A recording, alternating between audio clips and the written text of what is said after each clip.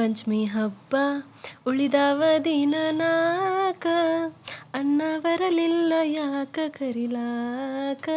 Hello guys, ಹೆಂಗದೀರ ಎಲ್ಲರೂ ಆರಾಮದೀರ ಅನ್ಕೊಂಡೇನಿ. ಪಂಚಮಿ ಹಬ್ಬ ಬತ್ತು. ಪಂಚಮಿ ಹಬ್ಬ ಅಂತಂದ್ರೆ ನೆನಪಾಗೋದು ಜೋಕಾಲಿ, ಚಕ್ಲಿ, ಚೋಡ, ಉಂಡಿ, ಮಸ್ತ್ ವೆರೈಟಿ ಮಾಡಿರ್ತಾರು. ಆ ಹಬ್ಬದ ವಾತಾವರಣ ನೆನೆಸ್ಕೊಂಡ್ರೆ ಖುಷಿನ ಬೇರೆ. ಪಂಚಮಿ ಹಬ್ಬದ ಊರಿಗೆ ಹೋಗೋಣ ಅಂತ ಎಲ್ಲ ಫುಲ್ ರೆಡಿಯಾಗೇನಿ ಈ ಸಲ ಅಂತರೂ. ಎವ್ರಿ ಟೈಮ್ ಅಲ್ಲೇ ಇರ್ತಿದ್ವಿ, ಅಷ್ಟೇನು ಎಕ್ಸೈಟೆಡ್ ಇರ್ತಿರ್ಲಿಲ್ಲ. ಬಟ್ ಈ ಸಲ ಅಂತರೂ ಬೆಂಗ್ಳೂರ್ನಾಗ ನಮಗೆ ಆರ್ಗಾಡ್ನಾಗ ಬಿಟ್ಟಂಗೆ ಆಗ್ಬಿಟ್ಟೈತಿ. ಫುಲ್ ಎಕ್ಸೈಟ್ ಅದೇನು ಹೋಗಾಕಂತ್ರು. ಮತ್ತು ಇನ್ನೊಂದು ಮಜಾ ಏನಂತಂದ್ರೆ ಪಂಚಮಿ ಹಬ್ಬದಾಗ ಜೋಕಾಲಿ ಆಡೋದು. ನಾ ಆಡ್ತೇನೆ, ನೀ ಆಡ್ತೇನೆ ಅಂತೇಳಿ ಜಗಳರಿ. ಈ ನಾಗಪಂಚಮಿ ಭಗವಂತ ಶ್ರೀಕೃಷ್ಣನಿಗೆ ಸಂಬಂಧ ಐತೆ ಅಂತ ಹೇಳ್ತಾರೆ. ಒಂದ್ಸಲ ಬಾಲಕೃಷ್ಣ ಯಮುನಾ ನದಿ ತೀರ ಒಳಗೆ ಆಟ ಆಡುವಾಗ ನದಿಯೊಳಗೆ ಬೀಳ್ತಾನಂತ. ನದಿಯೊಳಗಿರುವಂಥ ಕಾಳಿಂಗ ಸರ್ಪ ಇವನ್ ಮೇಲೆ ದಾಳಿ ಮಾಡ್ತದಂತ. ದಾಳಿ ಮಾಡಿದಾಗ ಕೃಷ್ಣನ ಆ ಕಾಳಿಂಗವನ್ನು ಸೋಲಿಸ್ತಾನಂತ.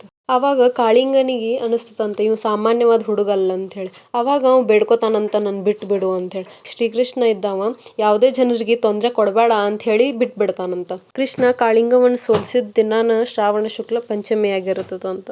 ಇನ್ನೂ ಬೇರೆ ಸ್ಟೋರೀಸ್ ಹೇಳ್ತಾರೆ, ಬಟ್ ಅದ್ರಾಗ ಇದು ಒಂದು ಸಣ್ಣ ಕತೆ. ಎಲ್ಲರಿಗೂ ನಾಗಪಂಚಮಿ ಹಬ್ಬದ ಹಾರ್ದಿಕ ಶುಭಾಶಯಗಳು. Thank you.